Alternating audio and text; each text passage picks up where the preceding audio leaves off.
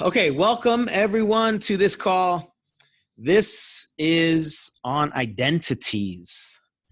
This is I think it's a hidden, powerful topic. I say hidden because not a whole lot of people are talking about identities.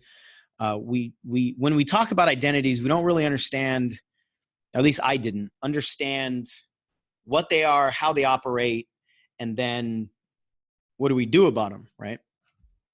So what I want to share with you in this short call is what identities are, how they operate, and then how we can take a little bit more control over them so that we can manage them better.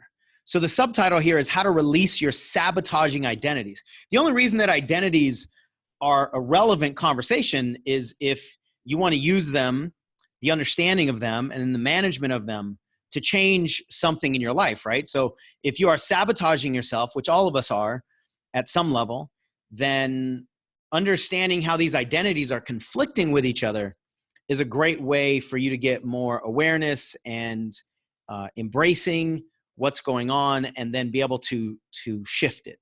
So just in case any of you are not connected with me, those are all my social platforms are at, I am at Coach Sean Smith right there. So what I want you to understand is that identities really operate like personalities. They're separate personalities. And I think a lot of people sort of understand about split personalities. You know, there's an actual diagnosis around split personalities, although that in itself is somewhat controversial. But I think a lot of people understand the concept, at least, about people having split personalities.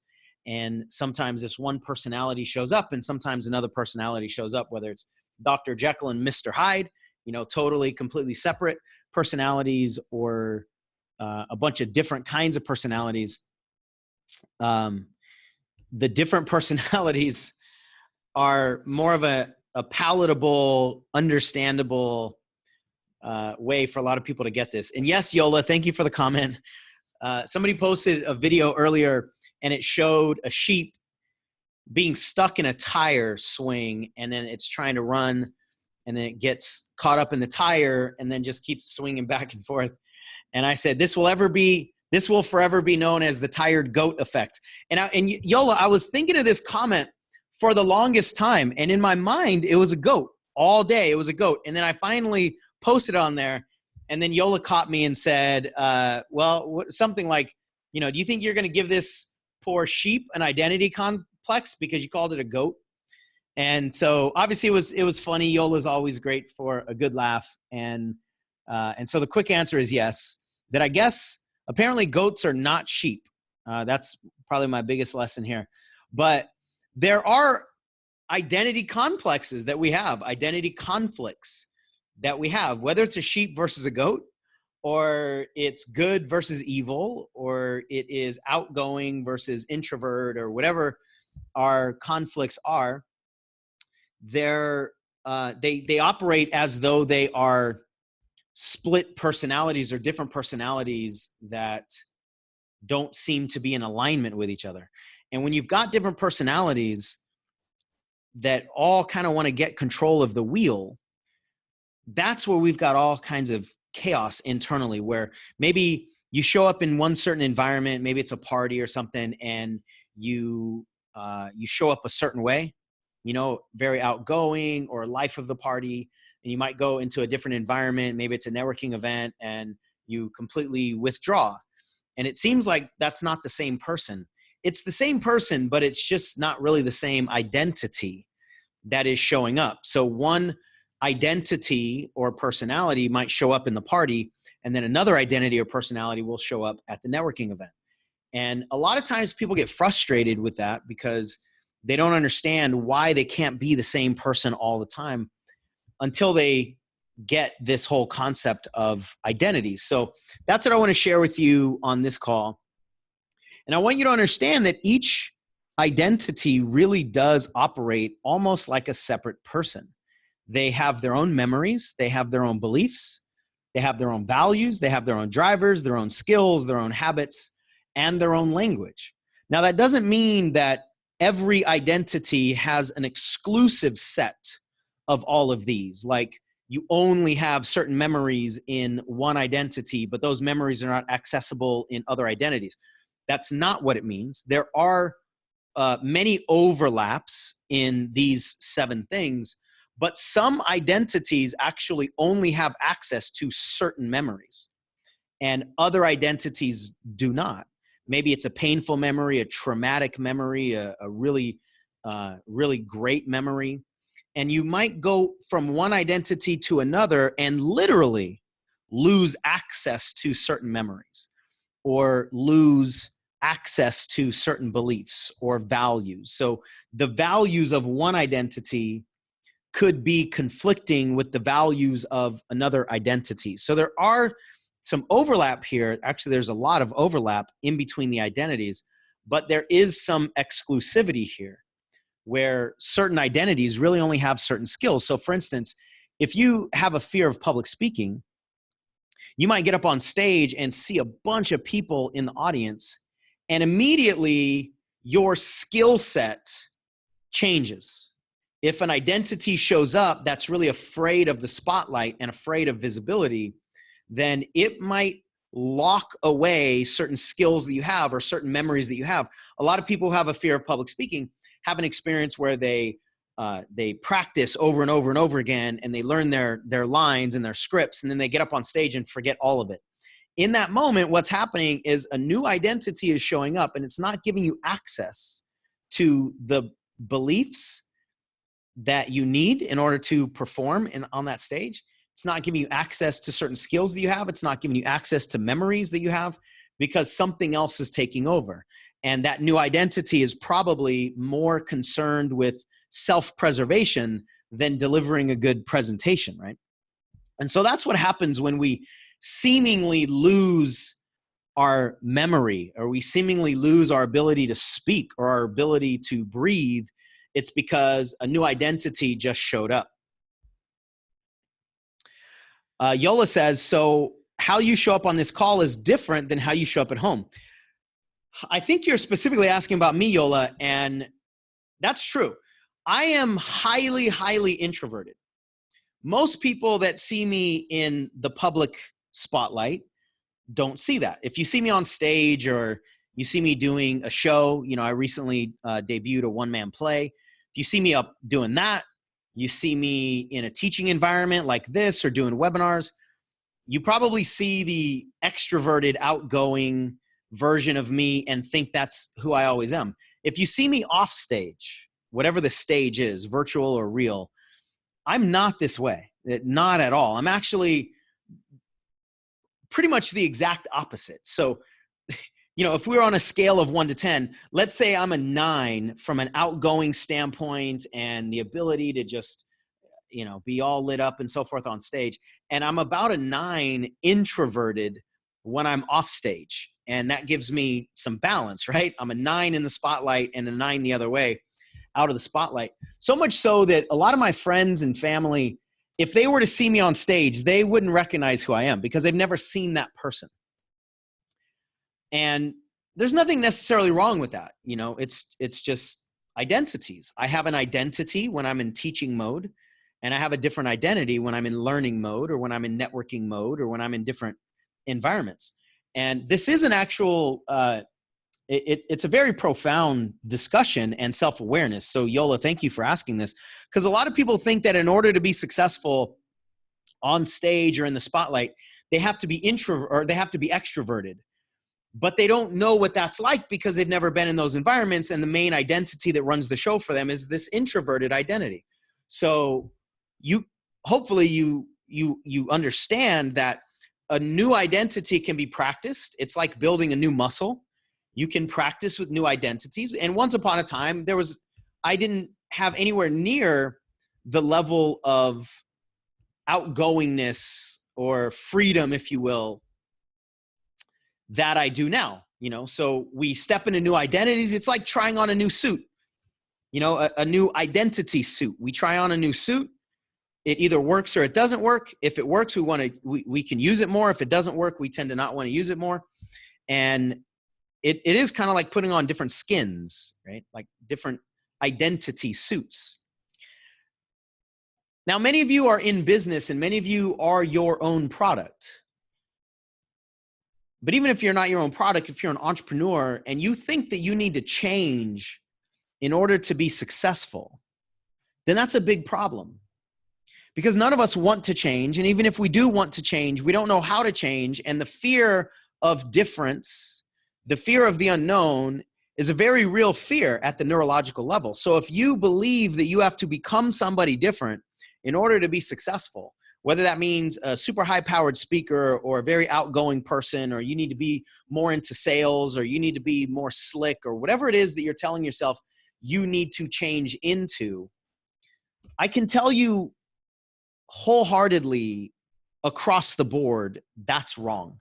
You don't need to change into anybody else. You might need to develop new skills. You might need to develop some of these different identities, but that's not a wholesale change. You don't need to change the essence of who you are. In fact, you need to be more of who you are. Your authentic self is the most valuable thing you have. And then you can add in some of these identity skills. You can add in certain habits. You can add in some of the icing, right? But you don't need to change the cake. You as the cake are valuable enough.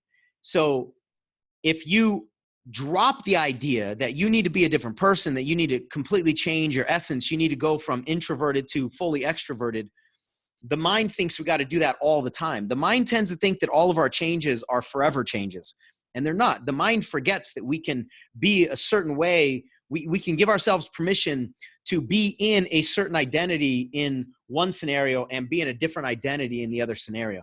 So these are more like skills. And what I want you to do is, instead of being a victim of the identities, I want you to be the identity master. I want you to be like the puppet master. I want you to rise up and be able to say, some scenarios call for this identity and some scenarios call for that identity. And if things aren't going well in whatever scenario you're in, you can identify, you can become aware that one identity is taking the wheel right now. And we don't need to melt down. We don't need to withdraw. We don't need to start crying. We don't need to decide that this is disaster.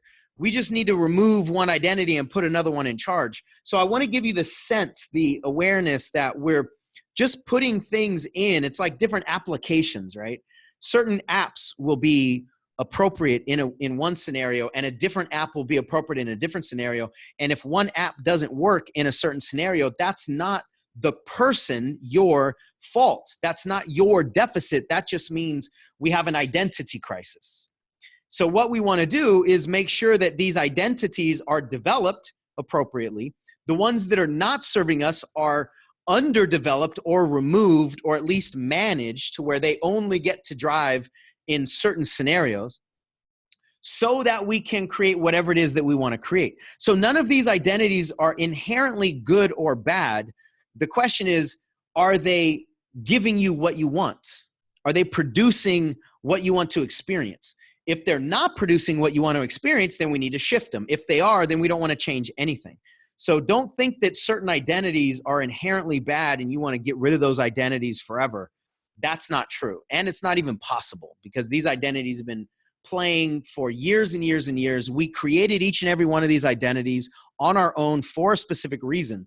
So we can't just go back and say, hey guys, all of you that have been running in my life for so long, now you're all fired. And I'm just going to go to my authentic self 100% of the time, 24 hours a day. You can't do that, right? At least I've not met the person that can do that. So I don't want you to set yourself up with an unrealistic expectation and then create more misery with this new awareness. So for most people, this is a relatively new awareness. So back to this screen here, there are 7 different elements, and these elements are just human behavior, but each of these identities have different combinations of these human behaviors. So let's say 2 different identities might have the same set of memories, but one of them has one belief set and another has another belief set, and they operate totally differently when it comes to the results that they produce, right? So these are the 7 elements, and what's important is that you understand how they are formed. I put these in order intentionally. These are pretty much formed from top to bottom. We have experiences, which as soon as we move through the experience, it becomes a memory. Those memories create beliefs that we hold on to. Those beliefs determine the values, what's important to us in our lives. Those values determine the drivers that we have. Those determine our situation, our decisions. All of our decisions are made according to our drivers. Those drivers and decisions then allow us to form skills or forget certain skill sets or solidify certain skill sets. Those skills repeated become habits, and then those habits become cemented by language. So that's really how human behavior is formed from top to bottom. Memories, beliefs, values, drivers, skills, habits, language. For the most part, that is sequential. I don't want you to get caught too much in splitting hairs, and sometimes could a driver be formed before a value? Yeah, don't worry about that though. For the most part, this is the way it works. The reason that's important is because this is the way that most people approach them or work on them. When they are trying to change their behavior or trying to change any one of these identities, most people go bottom up, according to the orientation of this slide. They work on the surface level. They work on the language. Then they work on the habits. So most people in personal development are trying to change two things, their language and their habits. But they don't ever work on the bottom five, at least not from the core, not from an inside out perspective.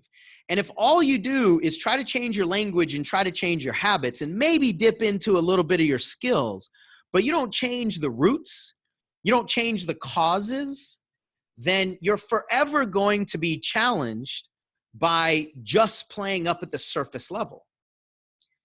Some people don't want to do the deeper work because they don't know it's available. Some people don't want to do it because they think it's going to be super painful. They don't want to do it because they think it can't be done, or they think it won't last, or whatever the reasons are. A lot of people don't, most people don't do the inner work. And so all they do is wrestle with the surface level stuff. And that's one of the reasons why so many people are frustrated and they don't make long lasting, sustainable changes. We can motivate ourselves into making short-term changes, but as soon as the motivation wears off, then the old identities come back, the old skills, the old drivers, the old values, all those things come back. And if we haven't worked on those, then our patterns that have been running for decades are eventually going to overtake the patterns that have only been running for weeks or months or days. That's why so many of us have an up and down relationship with almost all of our personal development, whether it's diets or money or business or anything that we're trying to make behavioral changes with. So many people have the yo-yo effect, and that's because they haven't done the sustainable change work from the bottom. So when we look at our identities, if all you try to do is change the behavior of the identity without changing or at least addressing the essence of the identity, the reason for the identity, then you're always just going to be wrestling with these identities, and you're going to feel like, you know, you're just herding cats, because that's how these things operate. Yeah, this is being recorded. And thank you for the comments. I'm going back and forth on the comments just to make sure I'm not missing anything.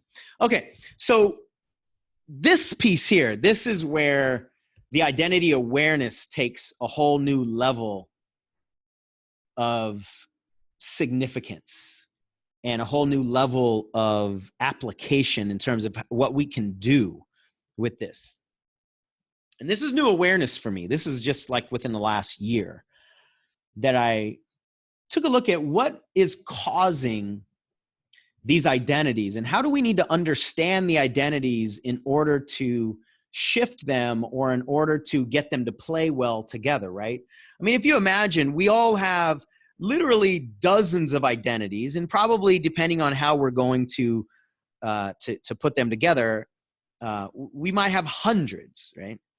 I don't want you to get too confused or overwhelmed with the huge amount of identities, because in reality, there are only a few that really do the work. positive or negative. There are only a few of them. And then you've got a lot of sub-identities. So I don't want you to get too confused here.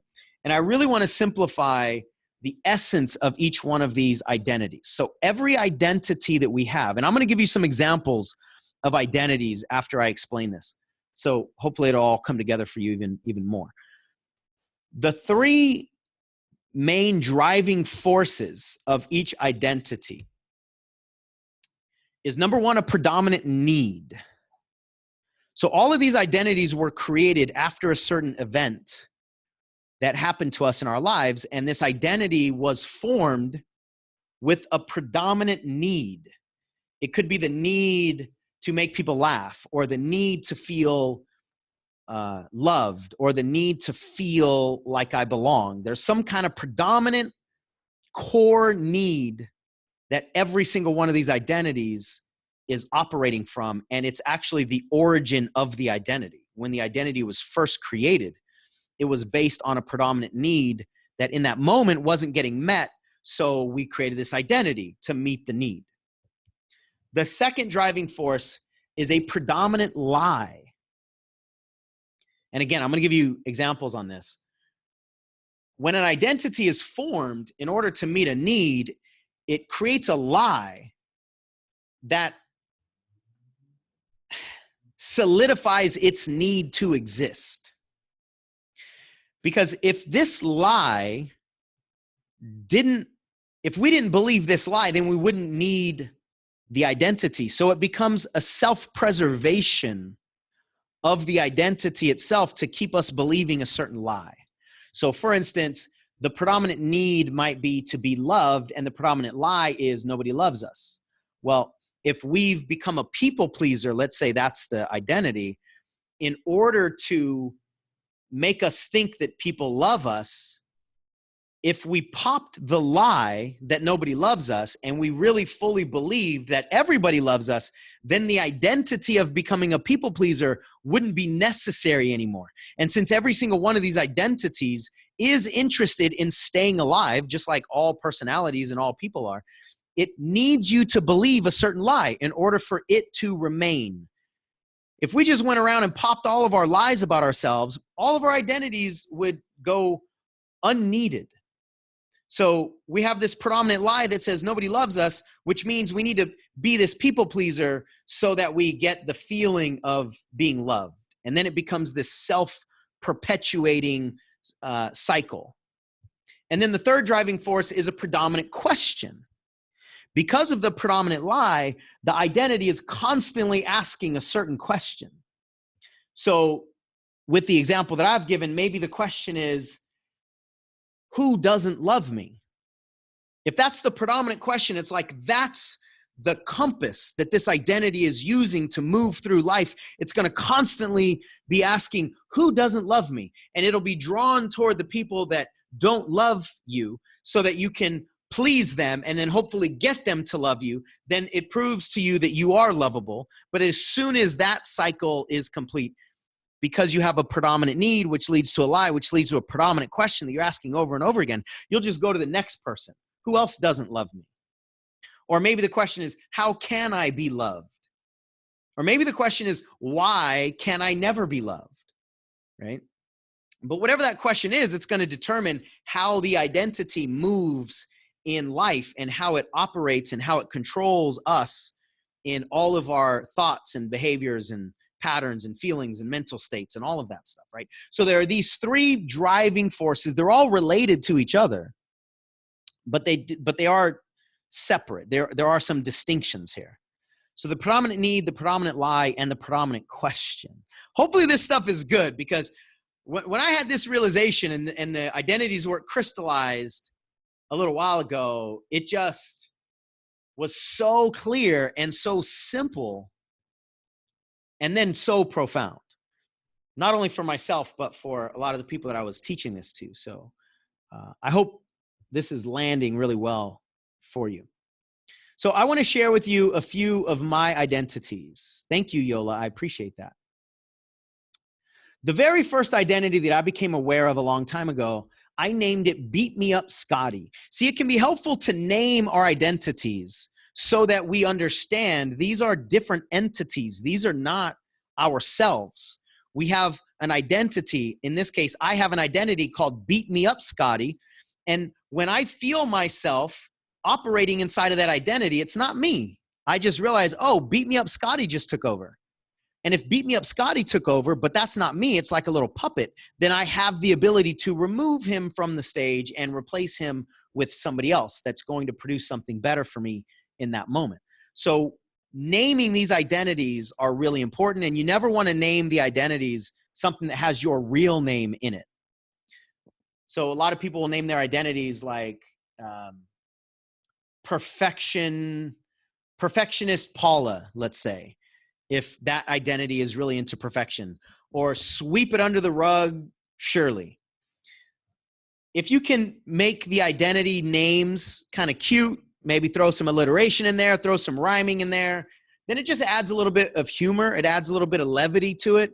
And that really helps actually change your identities from one to the other and become aware of them. It really helps with the whole process if we add a little bit of humor and disconnect from the identities. So Beat Me Up Scotty, the predominant need of Beat Me Up Scotty is to feel loved. And you could probably tell by the name, Beat Me Up Scotty constantly beats me up, constantly tells me how stupid I am, how unworthy I am, how much of a failure I am, how big of a loser I am. And trust me, no matter how long I've been doing this work, if Beat Me Up Scotty takes over, it's like 0 to vicious in about 1.5 seconds. I mean, this guy can take over and just start body slamming me immediately, even though most of the time he stays locked up in the closet based on all the work that I've done. When he comes out and if he takes over, it is vicious really quick. So the predominant lie that Beat Me Up Scotty operates on is that I'm not good enough to feel loved. So the predominant question that Beat Me Up Scotty is constantly asking is, will you approve of me? So when I'm in Beat Me Up Scotty mode, it's telling me I suck, I'm a loser, I'm terrible, I'm such a failure. And so I need somebody to approve of me and tell me I'm okay, tell me I'm good enough, tell me I was helpful for them. And then it starts to pacify a little bit that pain. And then it just depends on how long Beat Me Up Scotty sticks around, right? If I start to understand what's happening and I realize that Beat Me Up Scotty's in charge and I can remove him, then I can calm down pretty quickly. But if I don't, Beat Me Up Scotty will just go from one person to the next, to the next, to the next, to the next. And I could stay in it for hours. I could stay in it for days. I very rarely do now because I've been doing this for so long and I have so much awareness now. But early on, I would stay in it for days. Even once I became aware of it, I could stay in this for days and days and days. So just because you have awareness around something doesn't mean it's necessarily going to immediately leave. In fact, it probably won't. So I don't want any of you to think, oh, now that I know about these identities, they're not going to affect me anymore. They will probably affect you for the rest of your life. If you're a normally functioning human being, they have for me, and I've been doing this for 13 years, constantly, nonstop, full time, every day, all day. And I've just gotten to the point where I can manage them better, but they still show up. And Yola, yeah, Beat Me Up Scotty was one of the identities that kept hammering me about my book. You know, the book's not good enough and nobody wants to hear what you have to say. And you can only teach certain people. And who are you? Who's going to listen to you about parenting and, you know, all kinds of stuff. The list of things that Beat Me Up Scotty can go after me on is a never-ending list. So that's one of my identities, Beat Me Up Scotty. Another identity that I have is Play It Small Paul. Play It Small Paul has a need to feel successful, but the lie that Play It Small Paul has is that I can't win. I want to win, but I can't win. Therefore, Play It Small Paul causes me to, again, as the name implies, play it small, causes me to not go full out, to not really commit to things so that I can be safe. If I really commit to something and I fail, then Beat Me Up Scotty will kick in and tell me how much of a loser. And this is just more evidence of how I should never try at anything because I lose at everything.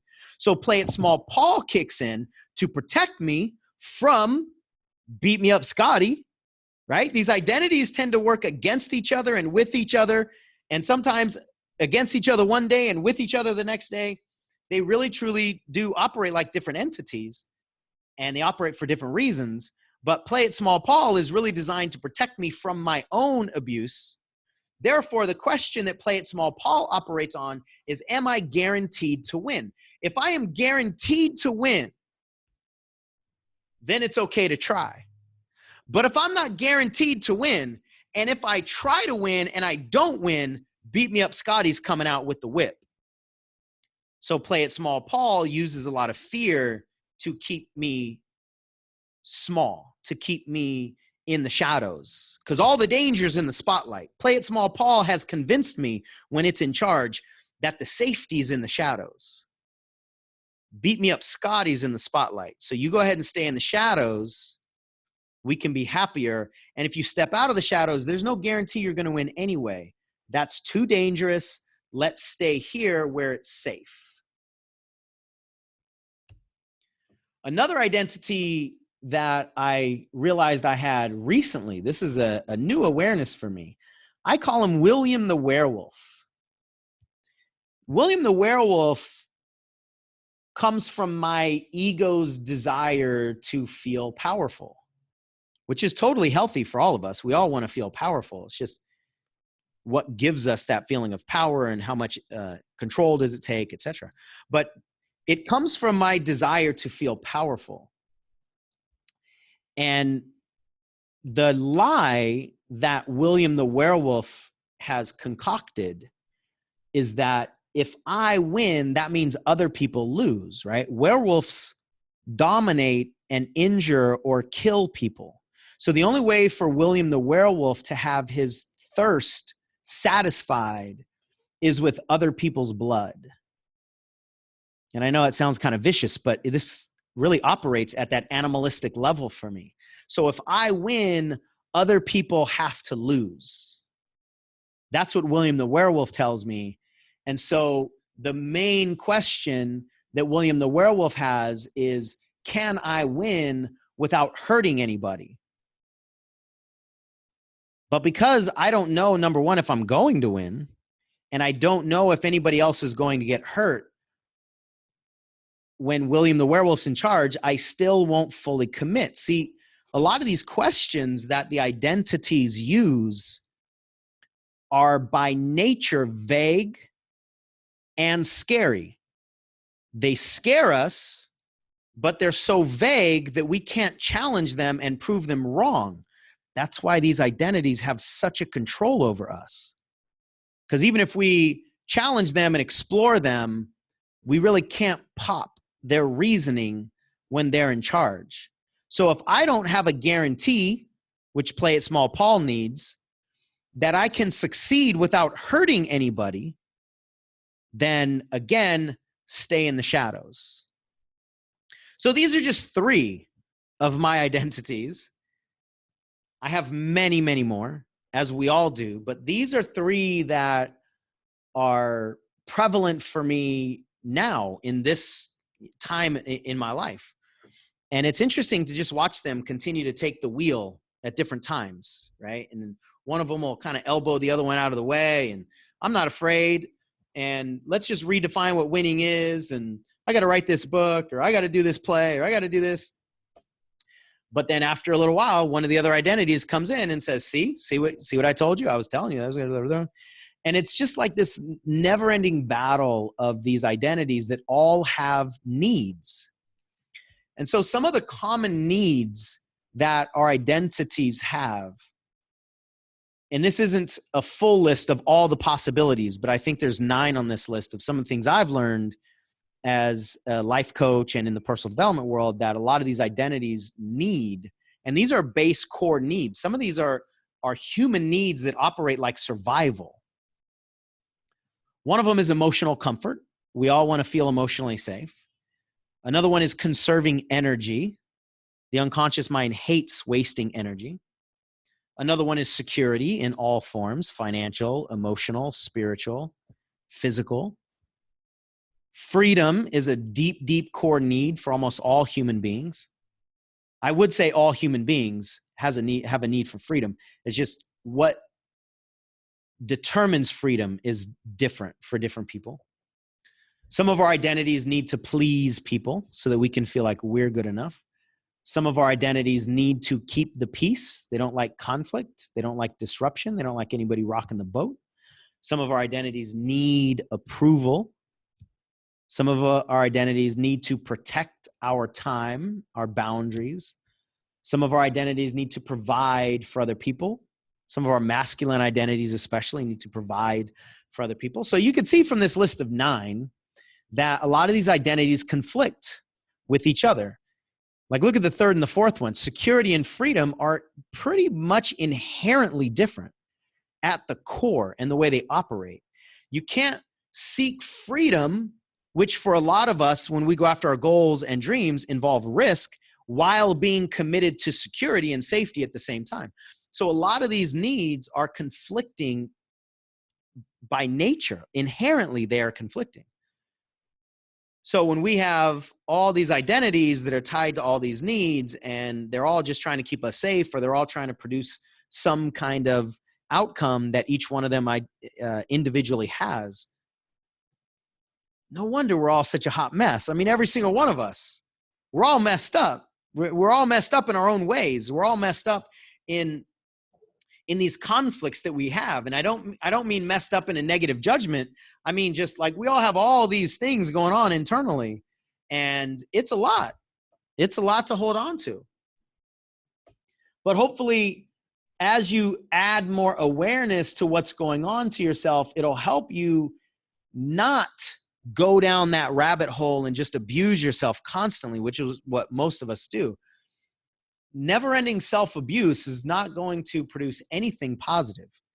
And the more that we understand these things, the more control we can have over them.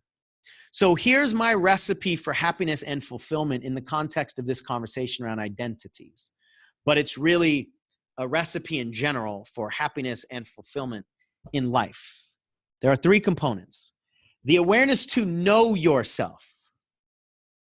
I think this is one of the most sacred gifts we have, an opportunity to experience on this planet, is to know ourselves.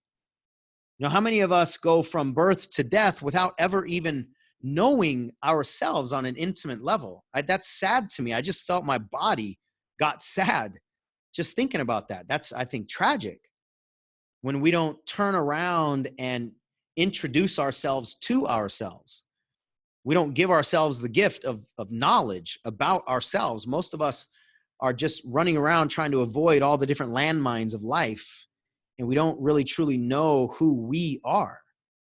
That takes awareness, and it takes some guts to do that, because it's not always fun to turn around and look at yourself and know yourself. The second thing is, once you start to know yourself, is the compassion to understand yourself. Understand why these identities show up. Understand why this one particular identity might be operating, and why it wants us to be safe, and or why it wants us to be secure, or why it wants us to feel loved. When we understand something below the surface, then it's easier to be compassionate. This is really powerful between human beings, but I would argue that it's more powerful with ourselves. I mean, imagine if we adopted the kind of compassion that heals relationship wounds between 2 or more people. What if we adopted that kind of compassion with ourselves, and it could heal relationship wounds between our own identities? So we understand why William the werewolf has the need for blood, but at the same time has the desire to make sure he doesn't help everybody. I get it. I understand. I understand where you're coming from. I understand that this identity, which causes me to retreat all the time, I understand where it's coming from. It's coming from, all these experiences earlier in my life where I was ridiculed or embarrassed or made to feel like I didn't belong. I get it. I understand it. When we can come from a place of compassion, we can do our work so much easier with ourselves and with other people. And then the third thing is the courage to be yourself. The courage to be yourself, the awareness to know yourself, the compassion to understand yourself, and the courage to be yourself. I mean, imagine if we just developed those three skills. And it's less skills, it's more permission. We all have the skills to do this work, but many of us don't give ourselves permission to do the work because it's uncomfortable, or it's something new, or we tell ourselves that we're never going to get anywhere. So it's really not a skill that anybody needs to learn. It's a permission that we need to give ourselves. Robin says, does aligning with our values quiet the protective identities? Or can we get into alignment if each identity takes on different values? That's an interesting question. I would say immediately yes to the first question. When we start to align with our values, we understand what's really important to us, then it's easier for everything to kind of settle down. And when things start to settle down, then these identities that are designed to protect us from all the danger also start to settle down a little bit because they realize we're not under attack. When we understand what's important to us and we start intentionally creating experiences, relationships, let go of things that are not in alignment with our values, then there's less for those protective identities to be afraid of. We don't feel like we're under attack all the time because we're clear and we are protective of our own boundaries. And I would say the other one operates as well. Your other question, can we get into alignment if each identity takes on different values? And I think both of these are true. I think we have essential values at our essence, who we really truly are. These are the deeper values like love, compassion, happiness, freedom. Those are the deep-rooted human values. And I think those are our essence. Then I think we adopt these values based on our identities, and I think these are learned values. So being successful, let's say, is a learned value. At some point in time, we didn't know what success was. It was only when we were 6 or 8 or 10 or 15 that we learned what success is, and then we were able to put definitions on what those success standards are, those success targets, and then that's a learned value. So I think each identity has a learned value that is important, but it sort of rests on top of the essential values from our essence that play beneath all of those values. And so I think when both of these things happen, we identify what our essence values are, and then we see what the learned values or identity values are, then all of them become more aligned and they can play together a little bit more nicely. Marcus says, how do you give yourself that permission on the subconscious level? That's a deep question because we're all different. And I'm really into the neurological work now. As you know, Marcus, and many of you on this call know, I'm into the neurological work. I'm really into the trauma that we carry around in our bodies, the pain that we carry around in our bodies and our physical cells, not just in our minds. And so each one of us is going to have a collection of neurological trauma and pain and memories and happiness and joy and all these things that are going to be individual in nature.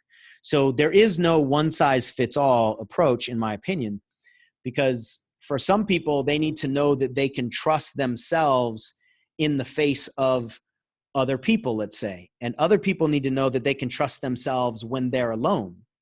Some people are extroverts so that they don't have to be with themselves.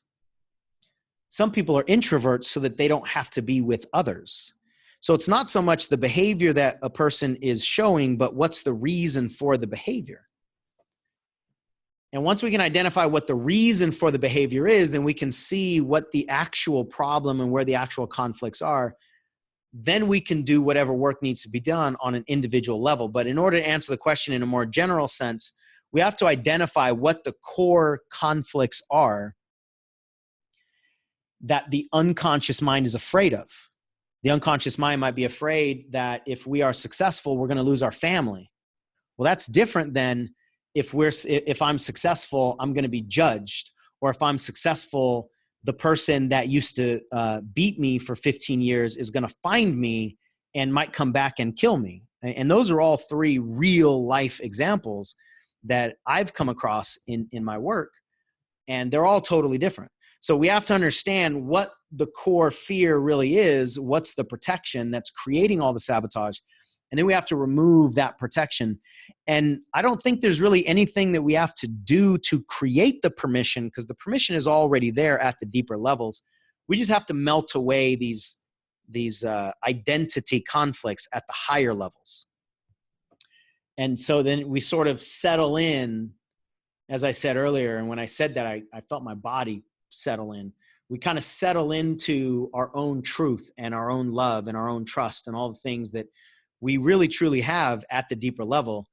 Most of us don't experience that because we're playing at this chaotic level with all the identities. So hopefully that makes sense in as specific of a way that I can, and yet speak in generalities, because we always got to put ourselves under a microscope to figure out what's going on for us. And that's actually a really good segue, because we can understand conceptually how identities work, how limiting beliefs work, how fears work, but we can't necessarily apply a concept to our lives all the time. And I would say most of the time we can't. So a lot of times people will ask me some general question like, how do you get rid of the fear of success? As though there is some human law way to get rid of the fear of success that works for all humans. And what I've started to answer that, how I've started to answer that question more often now is, it doesn't matter how you, meaning like people in general, it doesn't matter how to get rid of the fear of success. I don't know, but if you and I talk, I can tell you how to get rid of yours. And if there are 100 people standing in front of me and they all have the fear of success, or they all have the fear of rejection, or they all have the fear of failure, there could be 100 different solutions because they're holding on to it 100 different ways. And what I've found is that most people don't give themselves the respect of looking at their own individual challenges. And one of the reasons is because one of the identities is at play, and it's lying to you, saying, no, I can do it. And the ego is saying, if I just knew how, if I had the step-by-step system to get rid of the fear of success, then I could do it. And in reality, the identity is trying to keep itself alive, because if it really knew, or if you really knew what the true answer was, that it comes from inside and not outside, then you wouldn't need this identity anymore. And all these identities are in the business of keeping themselves alive. So we have to be very careful to not let the problems search for the solutions. These identities that are creating the chaos, that have control of our thinking so often, they are the problem. And if you try to use the identity that really needs to understand intellectually how these fears are created and what the process is from a scientific perspective to shift whatever it is that you want to shift, you're using the problem to search for the solution. And a new awareness that I had recently is that the ego mind is very dangerous, because the ego thinks information is what's needed. So when we ask questions from the ego, such as, how do I get rid of this? Almost any how question is coming from the ego that needs to know the scientific way to do something. That's the ego pretty much all the time. How do I do this? They're asking for the solution. They're asking to be able to understand the solution. But the ego is the problem. And if the ego is trying to understand the solution and you give it something that satisfies its thirst, then it will believe it can solve the problem. So the ego says, how do I get rid of the fear of success? And then you read an article or somebody gives you the answer and it says, well, the fear of success is released with 3 things. Number 1, you have to write a letter to your mom. Number 2, you have to identify what your biggest goals and dreams are. And then number 3, you have to go on a 4-mile walk and just allow your mind to give you whatever it is that you're going to give it. that it's going to give you. And then your ego goes, awesome, I can do that. And then it walks away thinking it can solve the problem. I can promise you, it's not going to solve the problem because it is the problem. And what that creates for so many of us, and I know I'm going a little bit deep here, but I want to fully explain my thoughts based on the question that was just asked. The ego provides us a false sense of ability to solve the problem. It provides a false sense of hope.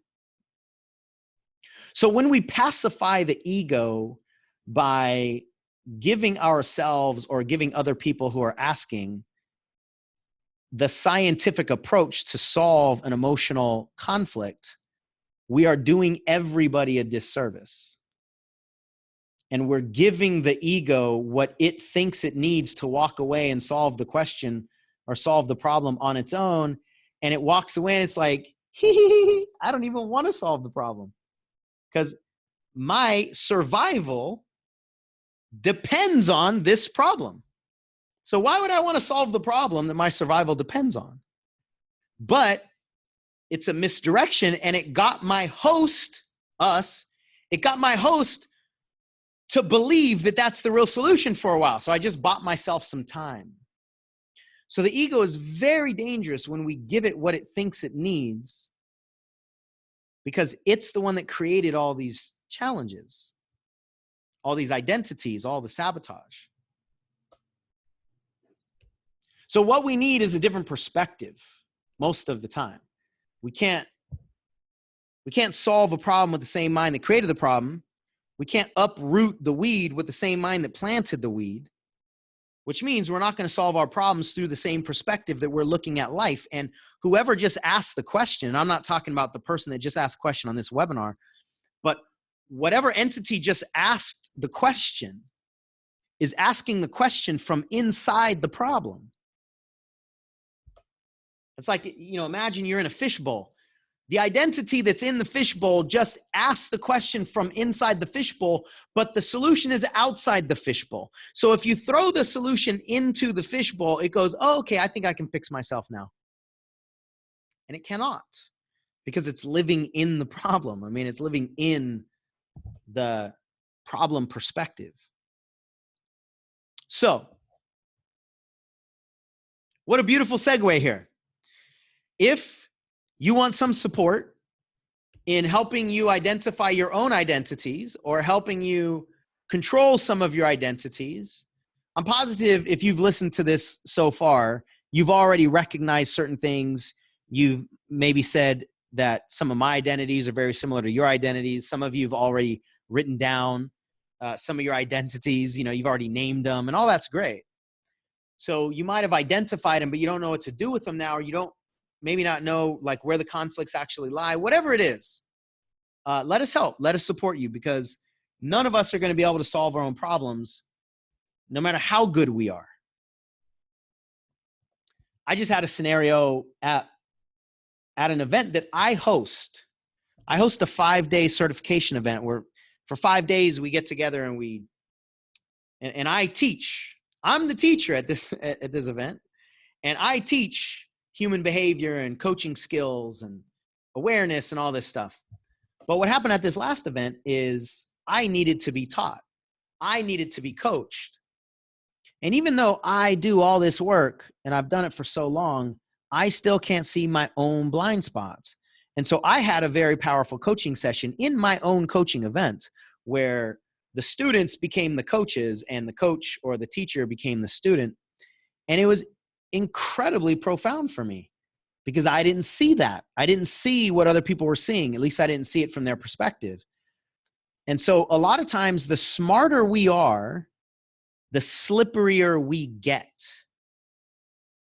And the harder it is to solve our own problems because we keep trying to solve them from inside the perspective that's causing the problem. So if you haven't done so in the past, or you haven't done so in a while, take us up on a free call, and our coaches will identify what your identities are, identify what the sabotage is, make some suggestions of what you can do, tell you about some of the programs that we have as a company. But if you don't choose to get anything or continue with us as a company, then at least they'll let you know what the target needs to be. And very rarely can we see the target that's actually there. And by very rarely, I'm going to say never. There's always something in our blind spot. So if you really are committed to, at the very least, creating awareness around what it is that you can focus on, then you got to have somebody else. You have to have somebody else take a look. Otherwise, all you'll see is your perspective, and it's that perspective that you're trying to change. So, or it's the circumstances that that perspective have created that most people are trying to use the exact same perspective to solve. Hopefully that sounds ridiculous, because it is, yet that's what most of us are doing, myself included, when we try to solve our own problems. So let me know how this lands for you. This identity work is immensely powerful, incredibly liberating for people, and it will produce more of what you want when we can start to get these identities to play nice with each other and give them the control to be in charge sometimes and to sit down other times. That's really what we're after. When can this identity serve us, and when does it not serve us? We all have the identities inside to produce whatever result we want in life. It's just that we keep putting the wrong identities on stage in the wrong moments. So when we can learn how to shift and not try to just get rid of all of them, but we learn when they are appropriate to put in charge, then our lives change for the better. So with that, everyone, have a wonderful rest of your evening.